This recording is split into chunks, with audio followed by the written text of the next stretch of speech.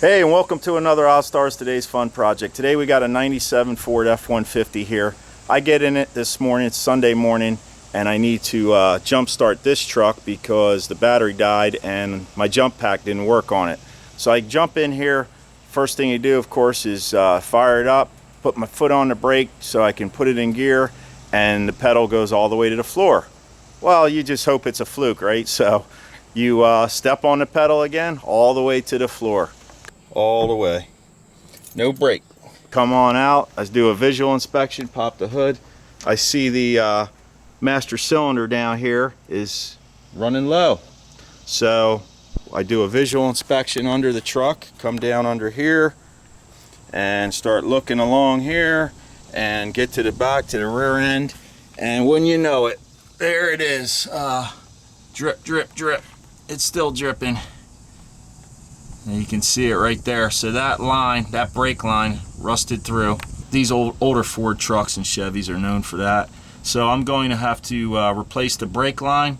I'll get it on video for you guys. I got a simple flaring tool. I actually have some brake line in the shop there, and we just need the fittings. We'll get it done. So anyway, let's get to the next step. So this is where the culprit is, right here on the line. What I'll do is loosen up this flare nut, or this flare fitting I mean, with a flare nut wrench, and that one is 7/16. You see how you just have a split right there, so that'll slide over the line. Some people call it a line wrench. We'll break this free. I've got PB Blaster on there, so I prefer this this flavor right here. It's been soaking. We'll get that free. We don't really care if the line gets twisted up, but I would like to reuse these fittings. So we got the one there, and then there's a clip up here.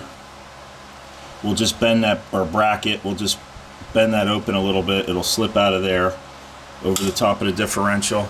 Then there's one here behind the shock, right here. We'll bend that open a little bit. And then come over here to the right rear wheel cylinder, and we'll loosen that fitting, so that's soaking also. And of course we'll have to open up the bleed screws when we're done to bleed these brakes back here. And then you have the one over here on the other side. Now for the left wheel, you've just got this short line that comes across here and ties into the other side. So I can do that one later on. That line actually doesn't look too bad. So anyhow, let's get this off. As soon as I break this free, which I'm going to do right now, and I like to move it back and forth a couple of times like this, like wiggle it. This one's coming free pretty easily. I had it soaking. If it's stiff, what you want to do is just keep, let me get my drip pans, I'm going to start leaking fluid here. What you want to do is thread this in and out a few times with your wrench or by hand with your fluid on there, and that'll break that rust free with the penetrant. Keep spraying it, give it like another dose, you know, hit it with some PB or whatever you like, and then do that on all the fittings. So if this line twists up, I don't care, we're replacing it. But if you're going to reuse a line, if you're doing some kind of brake work, that's the trick. Now you can use an open end wrench on here, but it may strip the fitting here, the hex. So that's my suggestion with that. If you're desperate and you can't get this to budge and this thing is stripped or too rusted to grab, then you'll need to get a pair of vice grips. And at that point, it's probably replacement time. So this one's backing off pretty good. I can almost do it by hand here. Here we go. All right, let me get this back. You can see the fluid starting to flow. There we go. All right, so that one's out. Good. And what we'll do is I use a, I don't like, you know, the old stuff you can hacksaw or use a cutoff wheel, doesn't matter. But when I put this on the new line, I like to use a pipe cutter, and I'll show you a tubing cutter, a small one, because what I find is there's fewer metal particles. So when you use that hacksaw, you got these particles, you can use that. Just make sure that after you're done, before you install it, you flush it out really good. So with brake clean or compressed air, you know, something to get those filings out. So anyway, let me get the other one off over here, and then when we get up to the bench, I'll turn the camera back on. I got the line out. We're up here at the bench. Both of these fittings are the same size. Sometimes on some of these lines you'll have a different fitting on one end or the other, so check that. And if you do, make sure that you obviously, if you're reusing the fittings or putting new ones on, that you get the right ones and that they go to the proper side. So what I'll do is I'll take a wire brush and just clean these threads up before I go ahead and put it on the new line. So what I have here is some coiled up brake line. This size here is 3/16. So you're going to have different size diameter lines. So make sure you get the right stuff. Okay, so you'll need that. There's 1/8 inch, I think, 1/4 inch, whatever it is. You know, 3/16 is pretty common. Now this is the steel line, and it has a type of coating. Some of these you can get are more expensive. This is the cheaper stuff. So if you go more expensive, usually you'll get a better product that'll last longer, and hopefully it's, you know, decent stuff, because you want it to last for a while. Anyway, what I'll do now is I just slowly, this stuff is, you know, somewhat flexible, and I'll bend it out. I'll start straightening it. So let's see what we got here. You can see I'm starting to just slowly, I don't want to kink it. That's what I'm getting at. You don't want to kink it. And on the bench here, you can see how that's starting to come out now. What I'll do is, I've got the line laying here. I'll just start shaping it somewhat. You're not going to get it exact to OEM, but pretty close to what we had. So that's what I'm going to do. In the meantime, I'll cut these off, like I said at the end. I'm going to slide these fittings onto the new line, and they're pretty straight on the end, so I can slip them on just as long as you do it before you put this flare on it. So the guys that don't know, have never done this, there's a flare on the end here. That's what makes that pretty much leak proof. Hopefully that's in focus. So we're going to put that flare on with the flaring tool kit. I have one this one's made by Lyle. This is a USA made one. I've seen the Chinese ones. I've actually used the Chinese ones, and the Chinese ones I don't like. So I like this US stuff. This is a good one to get. It's relatively inexpensive. If you can find a USA made one, go for it. They have other ones that are real expensive, $200-300. You know, you just pump them up, boom, boom, boom. It does a double flare. That's what we're shooting for, the double flare. Besides the flaring set, you're going to need a bender. Well, you don't need it, but it's nice to have. So you can put your line in here and give it a slight, nice, even, smooth bend. It tends not to crimp. So you know, if you don't have this, you can use a piece of pipe, I guess. It's just going to take you a little longer. But all you do is basically feed the line through here. I guess I'll show you sometime during the video. And there's different sizes or different angles. It gives you the angles right in here. And all you do is slowly bring this down, and it'll put that nice curve. Because as you can see, the original has all kinds of, you know, bends. It doesn't just bend this way, it also bends this way. All right, let me cut a piece of this off and get to it. All right, so I got my micro mini tubing cutter right here, and I'm just going to slide that over. You just tighten these down. If you've never used one of these, it's pretty simple. You just snug it up. You don't want to crimp the tube or the pipe that you're cutting. And as soon as you feel that blade, there's a round blade in there, you just start spinning it. And what it does is it's basically going to score the metal. And as it gets loose, you just do like a quarter, not even an eighth turn maybe. And on this right here, this adjustment screw, and now I can feel it's like loose again. Turn it in a little bit, spin it, and what'll happen eventually, it's going to cut it and snap it. I go back and forth, and hopefully in a second here you'll see what I mean. So what'll happen is sometimes it'll crimp down the diameter, the inside diameter, and what you'll need to do is, and I'll show you, kind of ream it out, because here it is, because you don't want that any filings or that diameter sacrifice.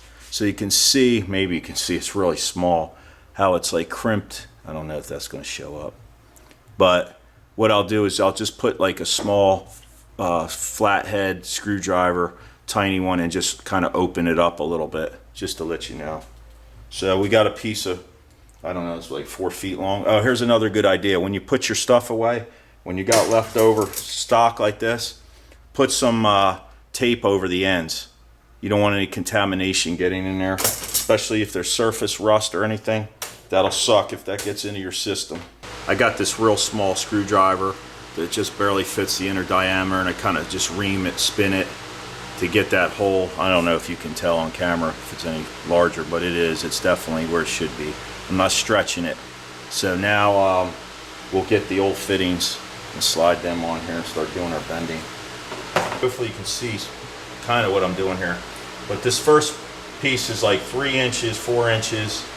It's a straight shot, and then it's bending up and towards me.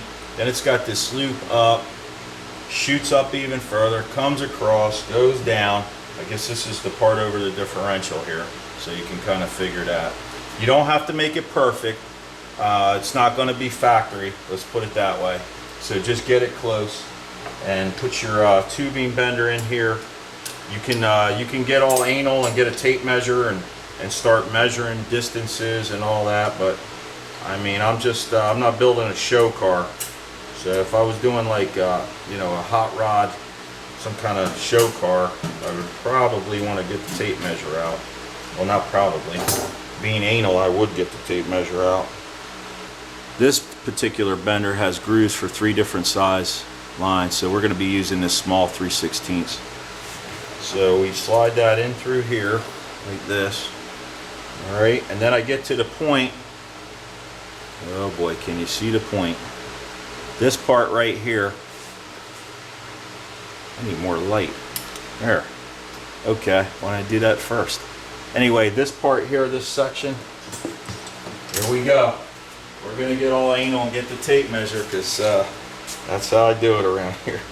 All right, so we're about 3 3/4 inches. There's a bend. So what I'll do is just start this right here at 3 3/4 inches from the end. Let's see where the O mark is. There we go, about 3 3/4, right there. So all I'm going to do now is just put a little bit of pressure until, and I'm staring down here at this one, so I kind of got it in front of me, and I'm just going to watch it until I think I got the right angle, the proper angle, and I think I do right there. Perfect. Alright, so there's our first bend. Okay, you guys probably can't see a thing I'm doing, but yeah, you can right there. I got that little bend. Okay. As long as we got the SMA sticker in the shot, who cares, right? Chaos, he's kind of out of the shot a little bit. We don't want him around.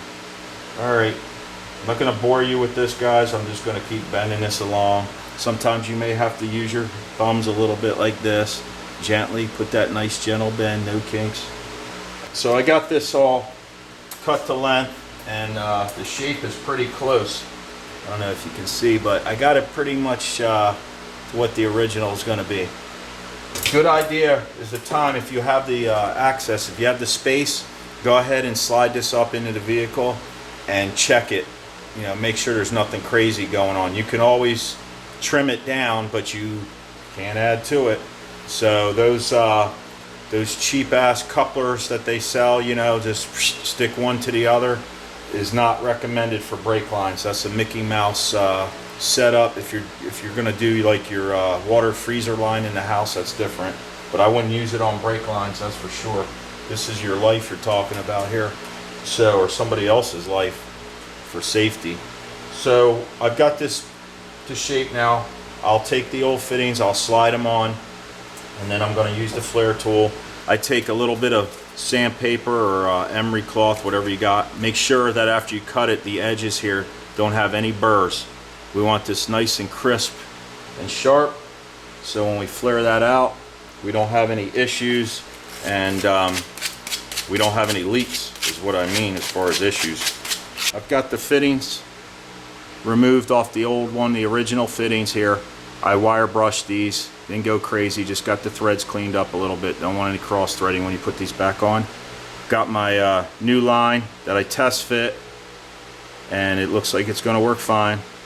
And then I just twist this on, and there you go. So some of these have a coating here that makes it a little little tricky, but that's why you don't want any bends near the end. You won't be able to get this on, and this will be enough room now for me to get the tool on, the flaring tool. Well, here's what we need. We got this part, which is for the you know, the stretching part there. You need an adapter. This kit comes with a bunch of little adapters, and if you read inside here, you got to look real close. It'll tell you what size, and this is a 3/16. Then you need a 12 millimeter, or I'm sorry, 13 millimeter, half-inch wrench to tighten this stuff down, and this is the actual clamp. So you slide your line in here. The corresponding size has all different sizes. We're using the little one, and we'll tighten that in there. And what you do basically, it says in the instructions, it's very hard for me to show you here, but there's a little bit of gap. Basically, we're going to push the line up through here this way, set it to this gap here, and then we're going to flip this over like that, so that little tab is, whoops, let me get it in focus. That little tab there is down. That's going to go right into the line. So let me show you. This actually, the clamp, let me just put it in there. Let's just do it. There you go. I'm going to over exaggerate it. Then this little tab right here is going to go into that hole down, and this will be in here like this. Then you're going to take your clamp and you're going to slide it over this and then bring it up over your adapter like that and start threading this down. You're going to screw this down tight to where this bottoms out, just about bottoms out right here. And then you back this off, you pull out your adapter, and then you just use this piece here to make your double flare. You go down, now go down slow. You can put a little drop of oil there if you want. You don't want to split the piece of line, can sometimes crack if you go too crazy. So go slow and steady, and that'll flare that out. And okay, so we'll take this off. Then we loosen up the clamp. And now what I find is with this particular clamp, it has threads in here that actually grab the line. And those threads tend to bite into the metal, into the line, and leave like these little dimples. I'll show you what I mean once I get it out. I don't know if you can see it, but it kind of leaves these little indents. By the way, there's the flare. I have no idea if that's showing up, but you can kind of see what it looks like now. And here's our fitting. Of course, you want to make sure your fitting's on. Now, if that won't go on like this because of the teeth have bit in too tight, what I do is just take a little bit of emery cloth or a little file, and I'll just very lightly smooth this up. And then when this all goes in, I'll spray some fluid film on there just to keep it from rusting, because this is a coating. There's a coating on here. So let me do that next. Just knocking off. You can kind of hear it. I'm just smoothing that stuff out. You don't want to go ballistic, that's for certain. So the flare's all done. Hopefully you can kind of see it. It's bell shaped sort of right here. Got the fitting of, you know, I smoothed this out like I told you. If I didn't, I took a file, I smoothed this out, and that fitting fits real nice on there. That should make a good seal. So I'll do the other end now, and we'll put it in. If you happen to make a mistake, don't worry, buy plenty of stock. You can start over. If your flare doesn't go long, make these a little long if you want. You could cut it back. Don't sweat it, you can do it. It just takes practice. What I suggest you do is take a small piece and use that flare nut tool before you do the real deal. So try that a couple of times. You'll see, like when I first started doing it years ago, I would split the flare sometimes. I went a little too aggressive on it. And you can try different size lines. But, you know, once you get the hang of it, it's pretty easy. So with the line all made up now, I'll just twist this thing in here, you know, wiggle and jiggle it. You got to work around the shock and the springs and whatever else is in your way. With that line up in place, I'm going to start by getting this fitting down here tightened first. So you want to be real careful getting these started. Sometimes they're a little bit tricky. You don't want to start, don't cross thread, take your time. Do not strip these threads, that'll just make your life more miserable. And then, not that you have a miserable life, but you know what I'm saying. it'll give you a bad day. How's that? So what I do is move this back and forth. As you see, you might want to put a little bit of oil on there. Can't hurt, you know, like a little thin oil weight, like WD-40. And I'm using my line wrench, taking my time. And that's why it's so important to clean these threads on these fittings before you even start this, so that they go in nice and even. And this one's going in well. Right now it's really working out good so far. So I've got the other side, the wheel cylinder side over there. I got that in first. And I got it started, let's put it that way. I didn't snug it all the way up so I could have some flexibility here. But now I see this one's bottoming out, and I will get this one snug because we don't want any leaks. So that's good. You don't have to go crazy on it. And there's that bracket up here I showed you earlier. So I'll just put that line in there. We'll crimp that back over. That just holds it in place on the axle. Okay, so with the brake line in and tight at both ends, I can put fluid now in the master cylinder and we'll bleed the brakes out. You could use a vacuum pump or have a helper pump the pedal. Here's the new line.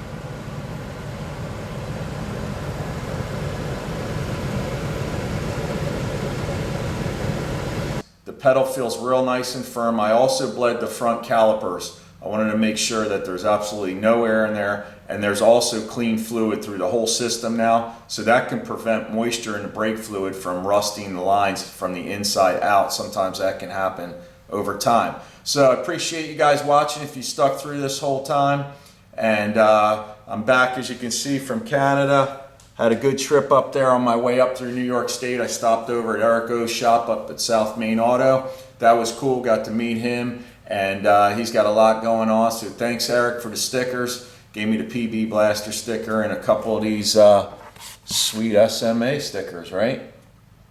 So anyhow, stay tuned. I just fired up an Instagram account, so if you want to add me there, it's Ozzstar. It's, you know, this name, OZZ Star, with the number 1 at the end, just the number 1. So I'm going to try that out, see how that goes. I finally have some of my own stickers on order. So when those come out, I'll let you guys know. Stay tuned on this car here. We're going to try to play body shop guy. I've got some clear coat that's peeling on the passenger side on the right there at the A pillar. So I'm just going to spot that in with some clear, and we'll see how that goes. It's just basically to get me down the road for now till I can have it refinished at a shop the proper way. But anyway, thanks for watching. I'll see you on the next one. Take it easy.